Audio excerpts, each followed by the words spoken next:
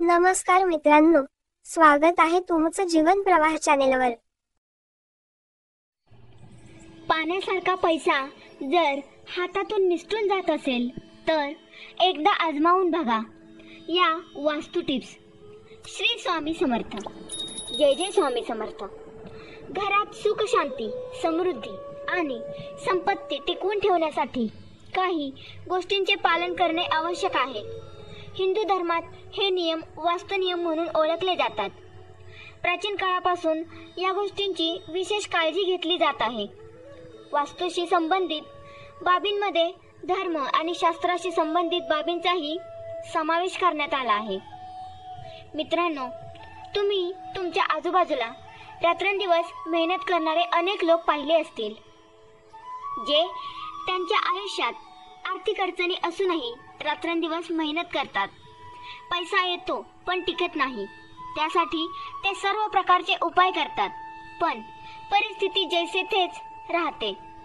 या समस्येवर मात करण्यासाठी ज्योतिष आणि वास्तुशास्त्रामध्ये उपाय सुचवले आहेत। आज आम्ही तुम्हाला वास्तू आणि ज्योतिषशास्त्रानुसार उपाय सांगणार आहोत, ज्याचा आपण अवलंब करून आर्थिक संकटावर मात करता येईल।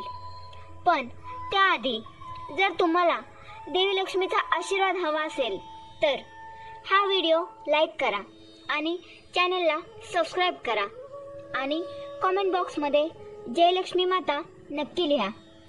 चला तर मग जाणून घेऊया अशा काही वास्तू टिप्स। 1. उत्तर दिशेला कारंजे ठेवणे आर्थिकदृष्ट्या फायदेशीर आहे। घरामध्ये दरवाजासमोर दुसरा दरवाजा करणे टाळा, यामुळे धनसंचय होण्यास मदत होत नाही। 2. सर्वप्रथम घरात किंवा दुकानात नेहमी कोळ्याचे जाळे असल्यास ते ताबडतोब काढून टाका आणि भविष्यात स्वच्छतेची पूर्ण काळजी घ्या। 3. तसेच जर तुमच्या घराच्या किंवा दुकानाच्या भिंतींवर काही खुणा असतील किंवा त्यांचे कवच निघू लागले असतील तर ते त्वरित दुरुस्त करा। हे तुम्हाला पैशाशी जोडण्यात मदत करेल। अशाही समस्या असू शकतात। 4. जर तुम्हाला तुमच्या घरातील किंवा दुकानातील झाडांवर कोरडी पाने दिसली तर लगेच कापून टाका, नाहीतर तुमच्या घरची आर्थिक परिस्थिती अन्यथा तुमच्या घरात आर्थिक समस्या वाढू शकतात। 5. याशिवाय घर किंवा दुकानाच्या आसपास वटवाघळांचा तळ असेल तर ते खूप धोकादायक आहे। ते अशुभ आहे, यामुळे खर्च आणि आरोग्याच्या समस्या निर्माण होतात। 6.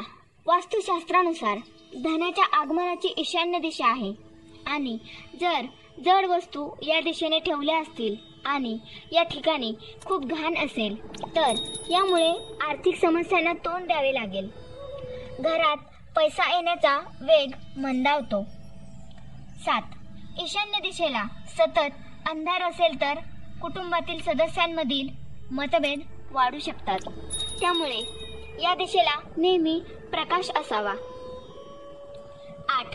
त्याचप्रमाणे दक्षिण दिशा ही यमाची दिशा मानली जाते। या दिशेला दरवाजा किंवा तिजोरी ठेवल्याने धन आणि जीवितहानी होते, असा वास्तुशास्त्रात उल्लेख आहे। 9.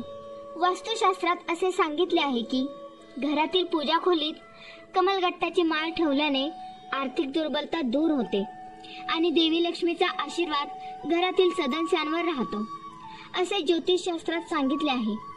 आर्थिक संकट कायम राहिल्यास घराच्या उत्तर पूर्व दिशेला एका भांड्यात मीठ ठेवा आणि ते मीठ वेळोवेळी बदलत राहा। 10. ज्योतिषा घरी चुकूनही काटेरी झाडे असू नयेत। ज्योतिषशास्त्रात हे अशुभ मानले जाते। ही झाडे घरात आशीर्वाद येऊ देत नाहीत। 11. जर आपण वास्तू टिप्स बद्दल बोललो तर घराच्या उत्तर दिशेला धातूचे कासव ठेवा, यामुळे घरात सकारात्मकता येते। कासवाला भगवान विष्णूचा अवतार असल्याचे सांगितले जाते। 12. बऱ्याच लोकांना भरपूर जुनी बिले, अनावश्यक कागद किंवा विविध वस्तू इत्यादी पर्समध्ये ठेवण्याची सवय असते आणि वास्तूतील संपत्ती स्थानावर कोणत्याही प्रकारची घाण हा एक मोठा दोष मानला जातो आणि तो पैशाच्या ठिकाणी अजिबात राहू देऊ नये. वास्तूनुसार पर्स किंवा घरातील तिजोरी कोणतेही ठिकाण ज्या ठिकाणी तुम्ही पैसे किंवा तुमची संपत्ती ठेवता त्या ठिकाणी जाळे जळमट अस्वच्छता राहिल्यास धनाची देवी लक्ष्मी क्रोधित होऊन तिथून निघून जाते. 13. वास्तूनुसार जे लोक आपल्या पर्सला आणि त्यात ठेवलेल्या पैशाला अपवित्र हातांनी स्पर्श करतात त्यांच्या पर्समध्ये कधीही पैसा टिकत नाही आणि ते सर्व प्रयत्न करूनही त्यांचे हात रिकामेच राहतात. शौच केल्यानंतर हात न धुता पर्सला कधीही स्पर्श करू नये. 14. वास्तूनुसार पर्समध्ये नेहमी नाणी आणि नोटा वेगळ्या ठेवाव्यात. अशा परिस्थितीत चुकूनही नाणी आणि नोटा एकाच पर्समध्ये कसेही चुरगळून ठेवू नका. 15. झाडू कधीही उघड्यावर सहज कुणालाही दिसेल अशा ठिकाणी ठेवू नका. तो नेहमी लपवून ठेवला पाहिजे. बाहेरून येणाऱ्या कोणाही व्यक्तीला सहज झाडू दिसू नये असा ठेवावा. 16. वास्तूनुसार पर्समध्ये कधीही फाटलेल्या नोटा ठेवू नका किंवा धारदार तीक्ष्ण वस्तू ठेवू नयेत. वास्तूनुसार या सर्व गोष्टींमुळे नकारात्मक ऊर्जा निर्माण होते ज्यामुळे पैशाचे आगमन थांबते, लक्ष्मी निघून जाते आणि आर्थिक नुकसान सहन करावे लागते. 17. बरेच लोक त्यांच्या पर्समध्ये मृत लोकांचे म्हणजे गुरु, वडील, पती किंवा